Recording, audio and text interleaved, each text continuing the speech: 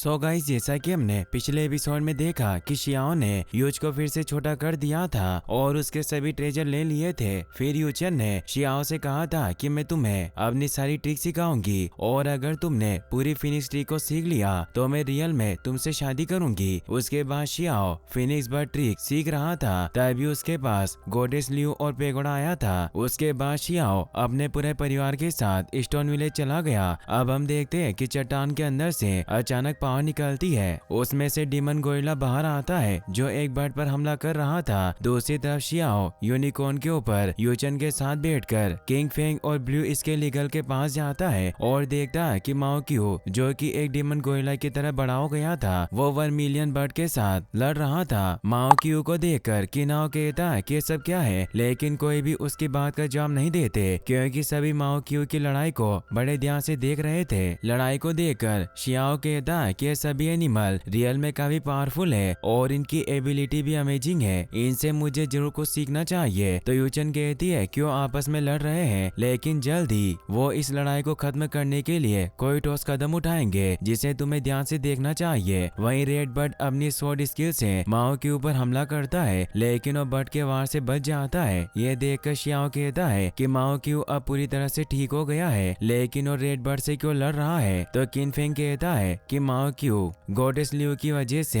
धीरे धीरे अब ठीक हो गया और तुम्हारा यूनिकॉर्न रेड बर्ड को वापस लेकर आ गया था। और रही बात इस लड़ाई की, तो वो दिन में 5 बार इसी तरह से लड़ते हैं और नहीं लड़ता देख हम हमारी बैटल स्किल को ठीक करते हैं। तभी रेड बर्ड शियाओ पर हमला करने के लिए आता है, तो शियाओ अपने डिवाइन सुपीरियर हैंड से रेड बर्ड को पकड़ लेता है। तो रेड बर्ड शियाओ से कहता है कि ऐसे तो मैं मर जाऊंगा, तुम मुझे छोड़ दो। ये सुनकर शियाओ से नीचे गिरा देता है और सभी रेड बर्ड पर हंसने लगते हैं। फिर रेड बर्ड खड़ा होकर यूचन और किन्हाओ को देखकर कहता है कि ये दोनों पति पत्नी है। तो शियाओ यूचन का हाथ पकड़कर और किन्हाओ के कंधे पर हाथ रखकर रेड बर्ड से कहता है कि जो लड़की है ये मेरी वाइफ है और ये लड़का मेरा भाई है। ये सुनकर रेड बर्ड कहता है कि तुम मुझे माफ करना, मुझसे गलती हो गई। तभी माओ क्यू गुस्सा होकर रेड बर्ड को मारने की कोशिश करता है, मगर शियाओ को देखकर वो अपने रियल लुक में आ जाता है और लड़ना बंद कर देते हैं। तभी शियाओ माओ क्यू से कहता है कि मुझे लगता है कि तुम्हारी आंखों में अंधेरा छा गया, जो तुम मुझे पहचान नहीं पा रहे हो। माओ क्यू अब ठीक हो गया था, इसीलिए आम लोगों की तरह बोलने लग गया था।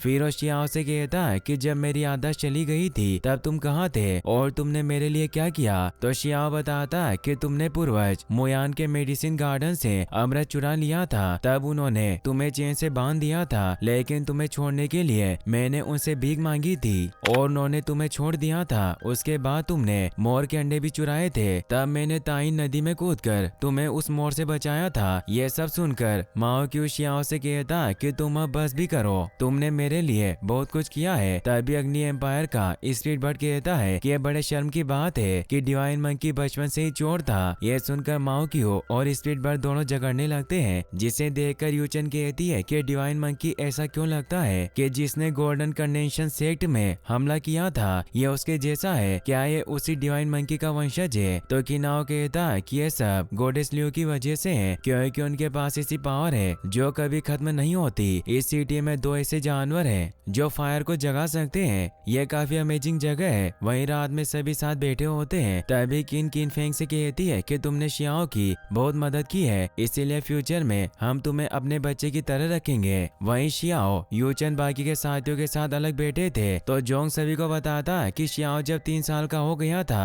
तभी स्तनपान ब्रेस्ट फीडिंग करता था। तभी दूसरा लड़का कहता है कि तुम्हें नहीं पता, लेकिन जब ये 8 साल का था तब ये चुपके से दूध की बोतल को चूसता रहता था और सभी उसका मजाक बनाकर हंसते हैं। तभी दूसरा लड़का कहता है कि मैं तुम सबको एक बात बताता हूँ, जब शियाओ छोटा बच्चा था तब इसने एक बर्ड का अंडा चुराया था, उसके बाद इसका पीछा ब्लू स्केल ईगल ने किया था, इस वजह से ये नेकेड घर आया था। ये सुनकर सभी जोर जोर से हंसते हैं। तो शियाओ अपने दोस्तों से कहता है कि तुम सब अभी नशे में हो, तुम लोग बातें करो, मैं अपनी वाइफ के लिए कुछ प्लम्स लाता हूँ, और वहाँ से चला जाता है। दूसरी तरफ स्पीड बर्ड और माओ क्यू दोनों ड्रिंक कर रहे थे। शियाओ उनके पास जाकर बैठ जाता है और उनसे पूछता है कि मुझे बताओ कि क्या तुम दोनों माउंटेन ट्रेजर के लिए लड़ रहे थे। तो स्पीड बट कहता है कि मैं तुम्हें माउंटेन के ट्रेजर के बारे में क्यों बताऊं। तो शियाओ माओ क्यू से कहता है कि क्या तुम भूल गए कि तुम्हें एलिक्सिर पिलाने के लिए ब्यूटियन पवेलियन में कौन ले गया था और समुद्र दिखाने के लिए रॉकवेल के पास कौन लेकर गया था। यह सब सुनकर माओ क्यू बताता है कि डिवाइन बोन से बना एक बॉक्स है जिसके अंदर सबसे ग्रेटेस्ट ट्रेजर है और इसमें अनलिमिटेड पावर के इनकॉम्पेरेबल लो भी है। तो शियाओ पूछता है कि क्या उस बॉक्स के अंदर 72 ट्रांसफॉर्मेशन और 1 मिलियन से बेटर ट्रिक है। तो माओ क्यू बताता है कि तुम जो बोल रहे हो वो अलग बात है, उसके अंदर मैजिकल पावर को कंट्रोल करने की एक स्पेशल ट्रिक थी। अगर तुम उस ट्रिक को सीख जाते हो तो तुम कई तरह की पावर को मर्ज कर सकते हो, फिर सभी ट्रेजर एक हो जाएंगे। उसके बाद उन ट्रेजर की पावर अनइमेजेबल होगी। तो स्पीड बर्ड शियाओ से कहता है कि क्या तुम फॉरबिडन होली बुक को जानते हो। वो उन ट्रेजर में से एक है जिसके बारे में माओ क्यू बात कर रहा है। तो माओ क्यू बताता है कि उस बुक को लेने के लिए अपर रियल के लोग लोअर रियल में आए थे। तो शियाओ पूछता है कि अब वो ट्रेजर कहाँ है। तो माओ क्यू बताता है कि एक ट्रेजर तो पहले से ही मेरे पास है, लेकिन अनफॉर्चुनेटली मैं क्यों में बेहोश हो गया, तब से मुझे पता नहीं क्यों खजाना कहाँ है। तो शियाओ माओ क्यू से कहता है कि अगर तुम चीजों को याद नहीं रख सकते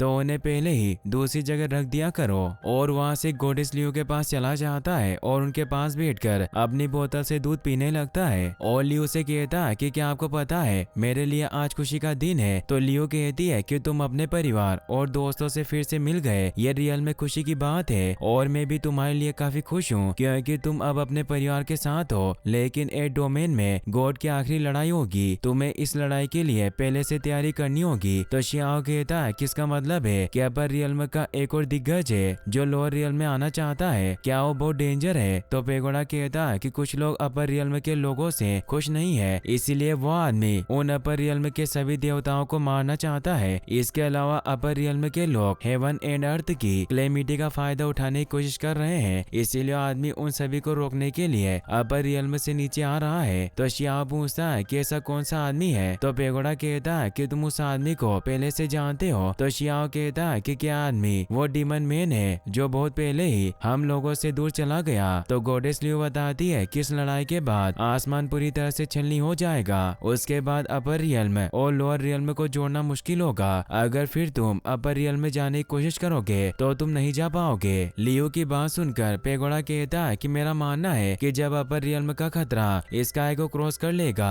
तब हमें बहुत सारे स्ट्रॉन्ग लोग दिखाई देंगे। उसके बाद ये वर्ल्ड ट्रूली पॉस्पर होगा। उसके बाद जब डिवाइन सीक्रेट एक्सपोज होगा तो अगली क्लेमिटी फिर से कट जाएगी, लेकिन रियल में हमें नहीं पता कि ये जो होने वाला है ये अच्छा है या बुरा। लियो और पेगोडा की बातें सुनने के बाद शियाओ को समझ आता है कि अपर रियल के लोग अनैतिक हैं क्योंकि वो अपनी एनर्जी के हिसाब से एट डोमेन में कौन जिएगा और कौन मरेगा इसका फैसला लेते हैं। वो किसी भी बेगुनाह को मार देते हैं, उन्हें किसी की कोई परवाह नहीं है। और ये हो रहा है रियल में मेडिसिन फील्ड जितना अच्छा नहीं है, लेकिन इस बार कोई हमला होता है तो क्या लियो और पेगोडा आप दोनों स्टोन विलेज को प्रोटेक्ट करने में मेरी मदद कर सकते हो। तो लियो कहती है कि जरूर हम तुम्हारी मदद करेंगे, लेकिन मैं इस बैटल के बाद चली जाऊंगी। तो पेगोडा कहता है कि मैं भी यहाँ से चला जाऊंगा। तो शियाओ पूछता है कि तुम कहाँ जाओगे। तो पेगोडा बताता है कि ऐसा कहा जाता है कि ये लास्ट बैटल है, इसके बाद हमें ये वर्ल्ड छोड़ना पड़ेगा, लेकिन अभी हमें ठीक से पता नहीं है कि हमें जाना कहाँ है। तो लियो कहती है कि शियाओ अब से